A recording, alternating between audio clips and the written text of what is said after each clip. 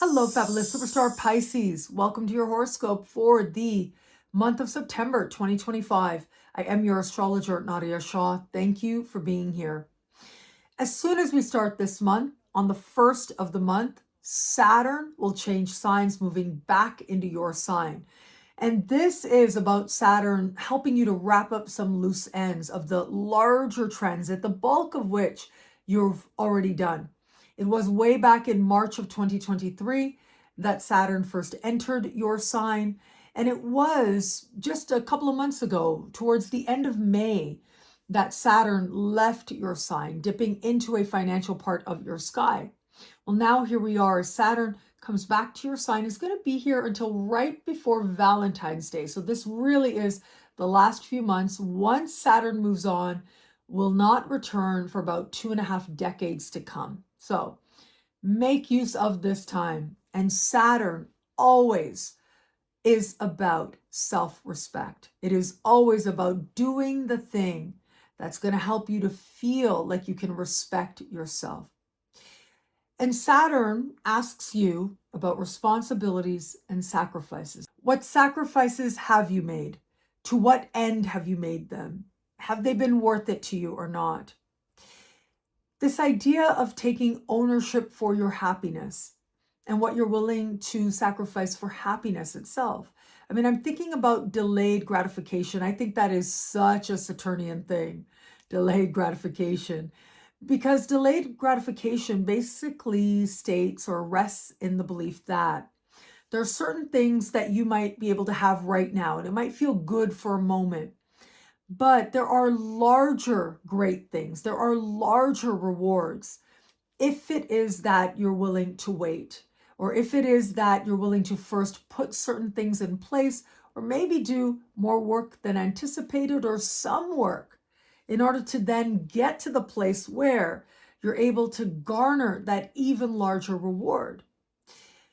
That larger reward is likely going to be so much more meaningful, so much more gratifying, and yet it is the immediate that we might do, right? It is that sense of the instant gratification that can be addictive because it gives us this moment of a jolt, of a high, however subtle it might be, however obvious or not it might be to others.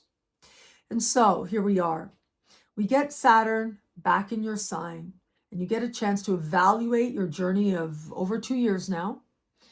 But you also get a chance to ask yourself these very important questions. Where you are in terms of your understanding of self and self-respect in particular, and where is it that you are responsible for your own happiness, and what is it that is near and dear to you, and how does that affect how you might actually live differently going forward from here. All of these matters will come into focus in very powerful and important ways for you now. It is going to be on the 6th of the month that we are going to have Uranus go retrograde at the foundation of your chart, having to do with your past, your living situation, your family of origin, your parents in particular, where that applies are highlighted here. And having Uranus standing still, going retro, is a light bulb moment if there ever was one, a moment when it can feel like a lot changes. But then I always see this as energy, like with Uranus station retro, it's like hurry up and wait. That's what I think of it. Hurry up and wait. And so what is it that you might be trying to hurry up? And ultimately the universe says, whoa, hold up, wait a bit, right? What might that be? Well, it's very possible it's related to a matter having to do with your living situation or your family of origin. Maybe even your understanding of your past changes in some way at this time. And so when I say your living situation, I mean buying, selling, moving, attracting a new roommate, redecorating, renovating. All of that is covered here. At the very least, there might be surprises on the home front that feel like they just pop up, but then you're able to either find resolution or sit with yourself and be yourself as part of figuring out what it's going to mean for you going forward from here and what it is that you might want to do about whatever it is that you might be feeling. For all that, though, seeing your past differently might just be one of the most liberating things you do. Seeing your parents differently might be the thing that helps you to feel that much more grown in a great way. And understanding your rootedness differently could be the very thing that helps you to feel that much more free. And I think that's going to be a big part of the lesson as part of this larger 7-year journey that you're at the beginning of. But certainly at a time like this, with the very first Uranus station retro set to take place at the foundation of your chart in 8 decades. That's how long it's been since the last time Uranus stationed retro at the foundation of your chart. It is set to be a big moment, a moment of realization, a moment of change for a lot of us out there, including you. Now, the following day, on the 7th of the month, we are going to have a lunar eclipse. I have to say, this is one of the more fortunate lunar eclipses I have seen in a very long time. And what I love about this lunar eclipse is that it is in your sign. And that means you are the recipient of the most good fortune, the most luck, especially at a time like this. Now, if you've watched me for a while, then you may know there's certain examples I like to use when I talk about an eclipse in your own sign, because these really can be these life-changing moments for us out there. Having an eclipse in your own sign is eclipsing some past perception, some past identity, and seeing yourself differently, in some cases very quickly. And where it comes to a lunar eclipse, the emphasis is on seeing yourself from a more emotional perspective, or seeing your emotions differently, or allowing yourself to feel what you need to feel so that you know yourself differently and at least identify, or at least take ownership for whom it is that you are today and where that might be different from whom it is you were before. Having Jupiter trine this eclipse does suggest that there is a lot of healing, there is a lot of blessing here. If something or someone's got to go, let them. It really is okay. I think you'll see the wisdom of it in the moment. But I think more likely this is illumination about you. And it's about you feeling like, oh, wow, this is who I am. I've been acting like that. That doesn't work for me anymore. Let's move forward with the truth of who I am. And so I've seen lots of people change relationships. Lots of people get off of drugs. I've seen that quite a bit. I have seen people make dramatic life changes, of course.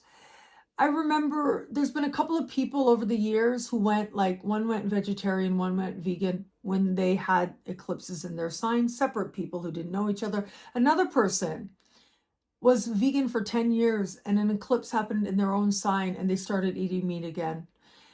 That's what I mean. It isn't about the habits that you have. Like, it's not about how you're eating, right? It's about who you are, which is a different thing than just what your habits are, right? It's identity and living consistently with your identity. And so where you're doing things that no longer work for you, that no longer are whom it is that you are, you're going to be able to see that differently. And the great thing is that there's enough healing and positivity and potential here so that as you're making the changes, you're really happy about how things are coming together for you now. It will be 2 weeks later, on the 21st of the month, that we will have a solar eclipse taking place in your opposite sign. This is a very powerful solar eclipse energy. It is part of a larger, major configuration that we call a kite formation. And this entire kite in the sky is just pointing at this eclipse. So the eclipse is receiving all of these really big energies from the big power players in the sky. Now, if you are a student of astrology, I'll just add, astro nerd fact, this is a kite, but not a true kite. It does align by degrees, but not by elements. And all of that is to say, whether you're a student of astrology or not, it's a kite formation, yes, but there's enough tension in there to make the most of it. And I think that is actually encouraging. It actually could work to your advantage. This is in your opposite sign, which means very quickly new people could show up, could pop up. This eclipse is going to be directly opposite Saturn, newly in your sign, with precision. And that suggests to me that there might be factors here that feel stressful, that feel heavy, that feel consequential. And yet there's also this sense of movement. There's a sense of beginning here that I think is very encouraging. This energy can show up in terms of business partners or professional alliances. It is a solar eclipse in your opposite sign of partnerships of all kinds. And so new people to partner with, that becomes very possible, very likely under this sky. Now, this could also represent new beginnings in established alliances as well, new understandings, and a sense of you having these new opportunities. They might be stressful again. They might feel like, oh my goodness, I don't know what this person is doing. And yet, there are new opportunities here presented as a result of the people that you know. One-on-one, people you partner with. However, I think most Pisceans are going to experience this eclipse energy in the context of love. And where it comes to matters of love, this just might be one of the more important months of the year in the context of love for the Pisceans out there. When we have important lunar energy in your opposite sign, it means that someone is there to help you to understand where you are in love and how you feel about it. When it is a solar eclipse, that is like a new moon, but a jacked up new moon, like a 10 times more powerful new moon. And when we have this very powerful new moon energy, it speaks so profoundly and passionately to new people coming in, new insights to be had, fresh chapters to be had in the context of love. For those of you open to meeting someone new, I think this is pretty clear that someone is going to be there to help you to understand where you are in love, why, how you feel about it, what you're really wanting. I'm not saying you're going to meet somebody forever and ever. It really might not be that at all.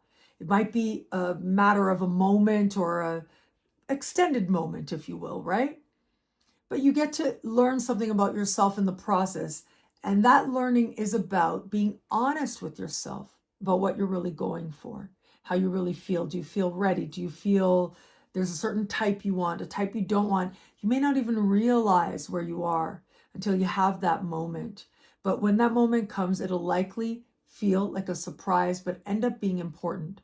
For those of you just starting to date someone, powerful energies as well. And in dating, there's a lot of truth here. There's a lot of consequential energy here as well. So I can't help but think either this is going to be a bright new beginning with this person. So you two are feeling like partnership energy full on, or that you're meeting someone new and that accelerates or seems to have a will of its own and might be a better fit. And for those of you in an established bond, the overwhelming majority are going to find a new understanding with your partner, fresh insights, a deepening connection with this person that you love. There is going to be a percent out there, if you felt for a while that you might not be in the right relationship for you.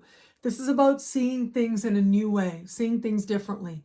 Whether that means you having an interaction with someone, however innocent, that shows you something about where you are in love and how you feel about it with your partner, or it just might be that you are ready to start fresh in some way. You are realizing you want to go a whole other way, even if you don't know what that looks like just yet.